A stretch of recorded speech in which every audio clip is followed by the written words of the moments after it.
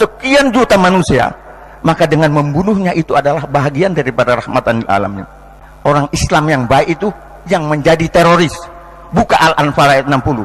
Datangkan kiai siapa, ustaz siapa, bahwa orang Islam itu hajit jadi teroris. Kita ini harus Bhinneka Tunggal Ika. Bhinneka Tunggal Ika, silakan kamu yang mau Bhinneka Tunggal Ika. Itu tidak berarti bahwa seseorang muslim yang hidup di negara ini harus melanggar aturan agamanya. Ketika upacara apa, ketika sampai waktu untuk berdoa, kita disuruh mengheningkan cipta. Mengheningkan cipta ini bukan cara Islam, ini cara orang kafir, cara orang Hindu, cara orang Nasrani yang sara. Apalagi sara, istilah sara itu adalah senjata. Ini kaum Nasrani, kaum Hindu, kaum Yahudi dan lain-lainnya, ketika dia bertindak mendolimi kita, lalu dikatakan kepada wartawan, ini jangan dimuat, ini adalah masalah sara. Jadi 3 musuh kaum muslimin yang terbesar di Indonesia ini adalah Densus, BNPT, dan BNN. Ini adalah musuhnya kaum muslimin. Inna sholati wa nusuki wa mahyaya wa mamati lillahi rabbil alamin. Kalau benar-benar demikian, bahwa sesungguhnya sholatku, amal ibadahku, dan hidup matiku adalah untuk engkau, lillahi rabbil alamin, kamu akan berusaha untuk menjadikan negara ini negara Islam, berlakunya syariat Islam. Mati apa kamu kalau mati bukan Islam? Mati apa kamu? Wahai yang tentara, wahai yang polisi, wahai yang pejabat, mati apa kamu kalau nanti? Contohnya itu saja, tidak usah jauh-jauh. Rubah prinsip kedaulatan rakyat menjadi kedaulatan di tangan Allah, di tangan syara. Hancurkan sekat-sekat nasional, tinggalkan seluruh hukum dan sistem jahil. Proses penentuan hukum perundang-undangan buatan manusia melalui voting, tinggalkan. Berikan kewenangan kepada khalifah untuk mengambil salah satu pendapat hukum terkuat dan untuk menegakkan khilafah. Ada 4 perkara arah perubahan kita semua. Pertama adalah rubah prinsip kedaulatan rakyat menjadi kedaulatan di tangan Allah, di tangan syara. Asyadatu li syar'i artinya adalah tinggalkan seluruh hukum dan sistem jahiliyah dan tegakkan hanya syariat Islam saja.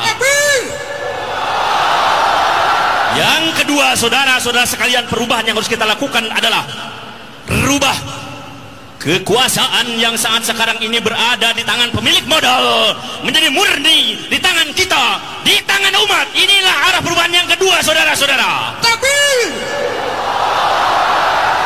Arah perubahan yang ketiga adalah hancurkan sekat-sekat nasionalisme yang telah memecah belah kita semua.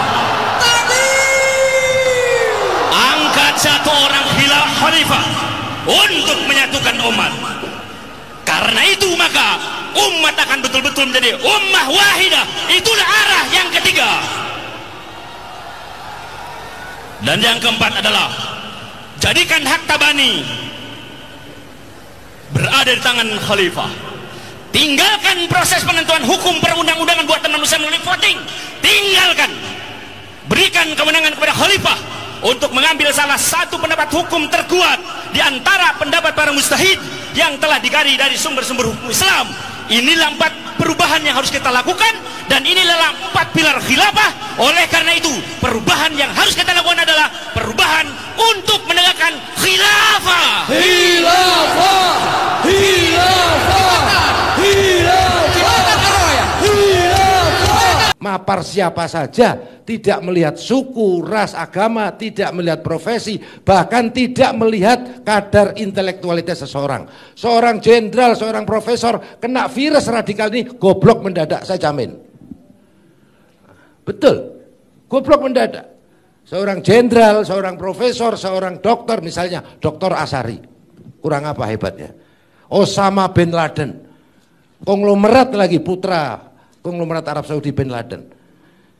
Aman Abdurrahman, Abu Sulaiman, tokoh JAD, hafid Quran 30 juz Bapak Ibu, bukan juz 30.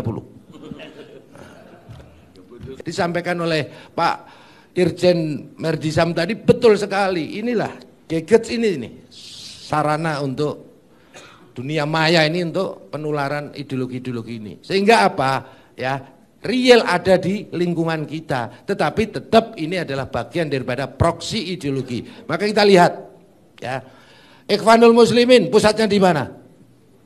Inggris, Pak. Dulu di Mesir, begitu Nursi jatuh, pindah ke induk semangnya Inggris.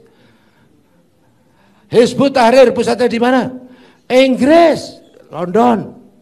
Teroris separatis KKB pusatnya di mana? Inggris. Beni Wenda panglimanya warga negara Inggris. Ahmadiyah pusatnya di mana? Inggris, London. Apalagi Syiah yang radikal, yang anti sahabat, makanya disebut Syiah London, karena pusatnya di London. Di sana ada camp nih, ya, ada camp, ya. Camp ini menampung kombatan-kombatan dari Afghanistan, Libya, Suriah, Irak, dengan alasan mereka stateless, tidak punya warga negara, untuk menghormati hak asasi manusia ditampung. Pertanyaannya, kok yang ditampung kombatannya, terorisnya, bukan korban terorismenya?